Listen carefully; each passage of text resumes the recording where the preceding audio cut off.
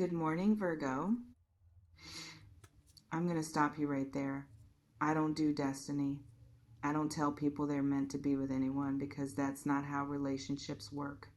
What I do is help you recognize patterns of genuine connection versus fantasy and support you in making choices from clarity instead of from the intoxicating fog of being told what you want to hear. So let's reframe this entire conversation into something actually useful. There's a difference between cosmic inevitability and deep compatibility. One is passive. It suggests that forces beyond your control have predetermined an outcome, that all you need to do is wait for fate to unfold, that effort and choice and discernment don't matter because the universe already decided. The other is active. It recognizes that some people fit together in ways that feel rare and significant, but that recognizing fit and building something sustainable from it are entirely different things, requiring consciousness, work, and continuous choosing. Guess which one is real? If you're hoping I'm about to tell you that someone is cosmically assigned to you, that your connection is destined, that you don't have to worry because the universe guarantees this works out, I'm going to disappoint you because that's not wisdom. That's a fairy tale. And fairy tales don't prepare you for the actual complexity of human relationship. But if you're open to exploring whether there's someone whose compatibility with you runs deeper than surface attraction, whose presence in your life might represent genuine alignment worth investigating, then we can talk, really talk, without the fantasy coding. Are you ready for the real version of this conversation? Tell me if you can handle honesty over comfort, because here's what might actually be true. There could be someone in your life or entering it or waiting in the periphery whose connection with you has unusual depth, whose way of seeing you differs from how most people see you, whose presence creates a quality of resonance that's uncommon enough to be noteworthy. This isn't about destiny. It's about recognition. Sometimes two people who've done their respective internal work, who've developed self-awareness and emotional capacity, who've healed enough to not need relationship to complete them, they meet. And the meeting feels different, not because the stars aligned, but because readiness aligned. Because two people capable of real intimacy found each other at a time when both can actually engage with that possibility. And if you're experiencing that, if there's someone whose connection with you has that quality, it deserves attention, not worship, not surrender to some predetermined script, but genuine, grounded attention to what's actually there. Does someone specific come to mind when I describe this? Share who you're thinking about. Because let's talk about what loved you from the start might actually mean. It could be literal. Some people do experience immediate knowing. They meet someone and something clicks, something recognizes, something says, pay attention to this person in a way that bypasses logic and operates on instinct. That happens. It's not mystical. It's pattern recognition operating at a level we don't consciously access. It's your nervous system registering compatibility before your mind can articulate why. But, and this is crucial, that initial recognition doesn't guarantee anything. It's not proof of destiny. It's not confirmation that this will work. It's just interesting data, a signal worth investigating, not a conclusion worth resting on. Or it could be developmental. Maybe they didn't love you immediately. Maybe love grew as they got to know you, as they saw how you handled challenges, as they witnessed your character through time, as they experienced your consistency or your kindness or your depth. That kind of love, the kind that develops through actual knowing rather than immediate chemistry that's often more sustainable because it's based on reality rather than projection. Which version feels more accurate for your situation? Think about it and respond, because I want to address the nobody else framing. This language, the exclusivity, the singularity, the idea that only this one person can be right for you. It's romantic, it's compelling, it's what every love song and romance novel has trained you to want. But it's also limiting and potentially dangerous, because if you believe there's only one person for you, if you make someone irreplaceable before they've demonstrated they deserve that status, if you convince yourself that nobody else could ever measure up, you give away your power. You make yourself dependent on their choosing you. You trap yourself in a dynamic where you'll tolerate behavior you shouldn't tolerate because you've decided they're your only option. And that's not love. That's fear dressed up as devotion. The truth, there are probably multiple people in the world you could build something beautiful with. Multiple people whose compatibility with you could support genuine partnership. Multiple configurations of connection that could work if both people committed to making it work.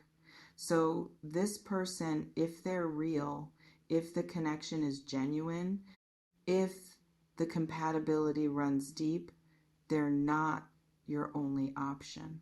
They're an option worth considering, an option that might be exceptional, but still an option.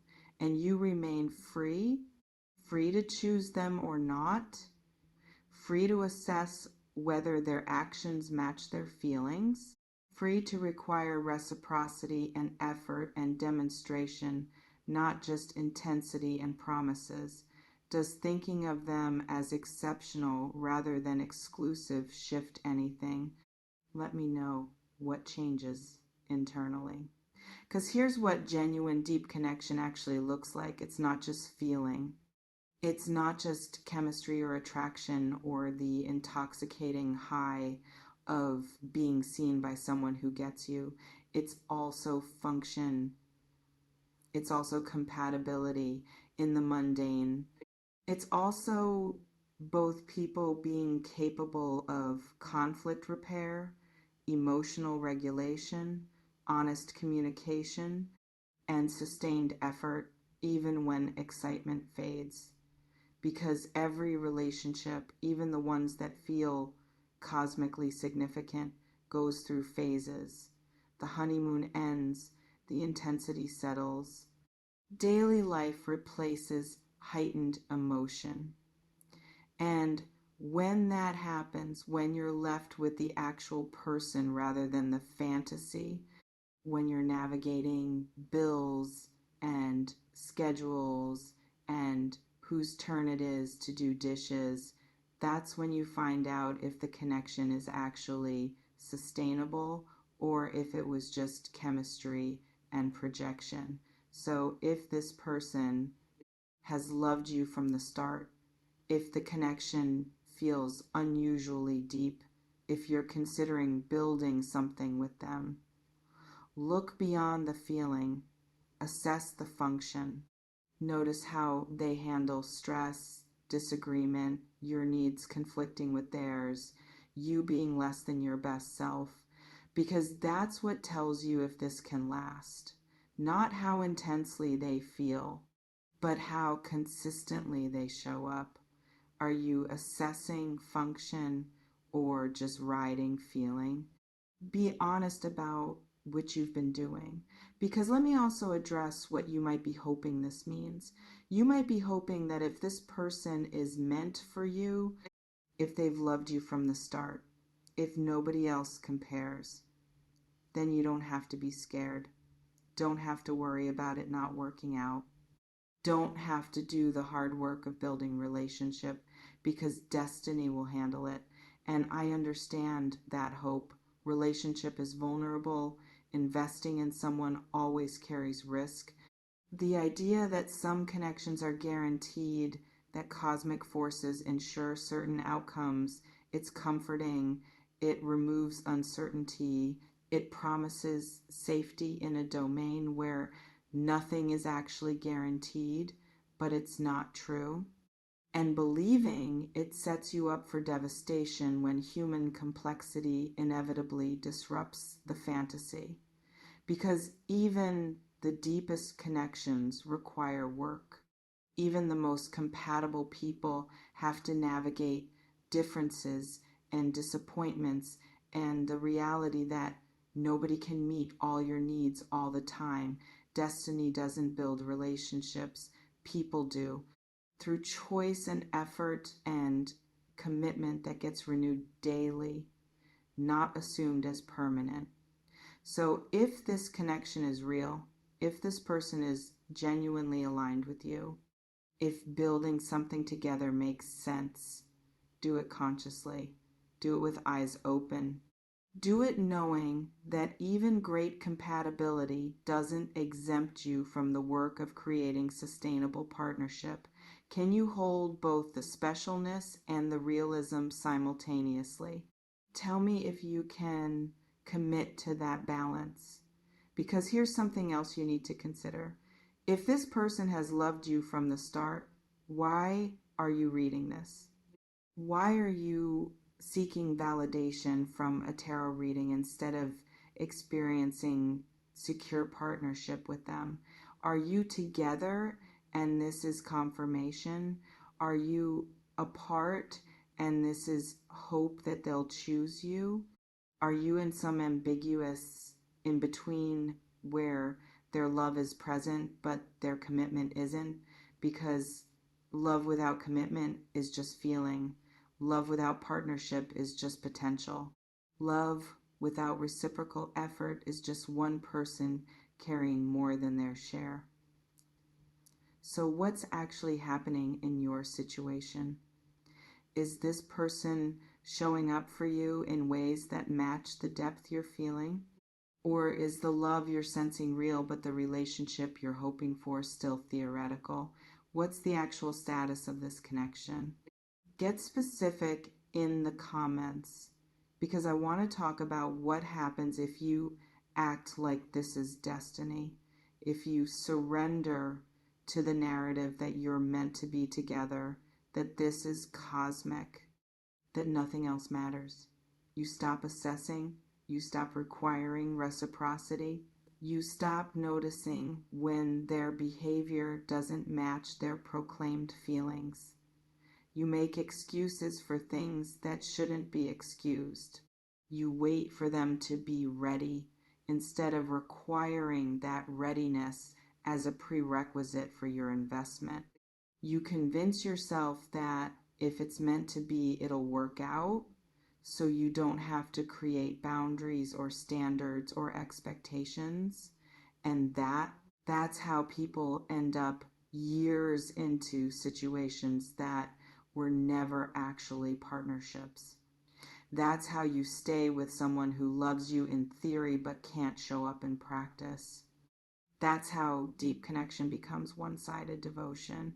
So please don't use the concept of meant to be as an excuse to abandon discernment. If this person is as aligned with you as it feels, they should be demonstrating that through consistent action, through choosing you actively, through building toward partnership rather than just basking in connection. Are they doing that? Or are you doing all the emotional labor while they enjoy being loved? Answer honestly, because here's what I really want you to understand. If there's someone whose connection with you feels unusually deep, whose presence creates resonance you don't experience elsewhere, whose way of seeing you differs from how most people see you. That's beautiful. That's worth exploring. That's something to pay attention to. But it's not a guarantee. It's not destiny. It's not proof that this will work without effort or consciousness or both people showing up fully. It's potential, exceptional potential, maybe, but still just potential until both people commit to actualizing it. So instead of asking whether you're meant to be together, ask better questions. Are we both doing the work to be people capable of healthy partnership? Are we both showing up with consistency and honesty? Are we both willing to navigate conflict and difference and the hard parts of intimacy? Are we both committed to building something real rather than just enjoying how good the connection feels? Those questions matter more than whether the universe predetermined this. Those questions determine whether potential becomes reality. Can you ask those questions and sit with honest answers? Do it. Write what comes up, because ultimately, here's the truth. You might have met someone whose compatibility with you is rare, someone whose love for you is genuine and has been from early on, someone who sees you in ways that feel different from how others see you, and that's significant. That deserves acknowledgement.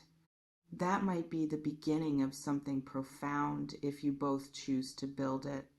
But you're not meant for each other in the sense that forces beyond your control guarantee an outcome. You're not cosmically assigned. You're not destined regardless of choice or effort. You're two humans with apparently strong compatibility who have the opportunity to create something beautiful if and only if you both bring consciousness, effort, and commitment to the building. So stop waiting for destiny to handle it. Stop hoping that being meant to be exempts you from doing the work. Start choosing. Start building. Start requiring reciprocity and demonstration. And if this person is truly aligned with you, if their love is as real as you sense it is, if the connection has genuine depth, they'll meet you there. They'll do their part. They'll show up not just with feeling, but with action. And if they don't, if the love exists, but the partnership doesn't materialize, if you're carrying more than they are, then maybe you're not meant to be together.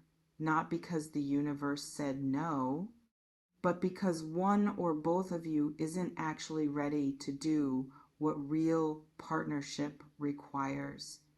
And that's okay. That's information. That's clarity you can use to make different choices. You're not meant for anyone in the predetermined sense, but you might have found someone worth building with in the active choice sense. Figure out which version is actually true, then decide accordingly. I don't sell futures, I build architects. No predictions, just the raw truth for the tough ones. Stay magic, stay in the now.